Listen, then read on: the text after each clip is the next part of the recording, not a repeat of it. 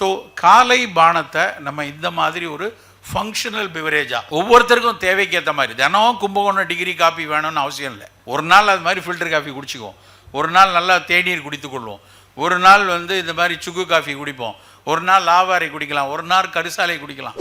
டிவியில் போட்டால் மட்டும் அதிமதுரம் அடங்கியது அப்படின்னு சொன்னோடனே போய் 3 ரோசஸ் வாங்கி வைக்கிறோம் இல்லையா? நாமே ஒரு இந்த மாதிரி 1-2 விஷயத்தை பயன்படுத்தக்கூடாது. நண்பர்களே, 2 விஷயங்களை உங்களிடம் வலியுறுத்தி விட்டு செல்லலாம்னு நினைக்கிறேன். ஒன்று, நம்முடைய உணவில் கசப்பும் துவர்ப்பும் அன்றாடம் இருக்கிறதுக்கு தேவையான கூறுகளை தேடி தேடி பயன்படுத்துங்க ஏதாவது ஒரு வகையில். 2வது, நம்ம குடிக்கக்கூடிய பானங்கள் ஃபங்க்ஷனலாக இருக்கட்டும். இப்போ வெயில் காலம் வருது, அவனுக்கு வெளிநாட்டில் 7 மாதம் 8 மாதம் எதுவும் விளையாது, அவன் குடித்தான். நம்ம ஏன் குடிக்கணும்? மோரோ இளநீரோ பதநீரோ எத்தனை பானங்கள் இருக்குது. அவற்றினுடைய பானங்களை நம்ம எடுத்துக்கொள்கிறதுக்கான முயற்சியை நம்ம எடுக்கணும், அதை என்கரேஜ் பண்ணணும்.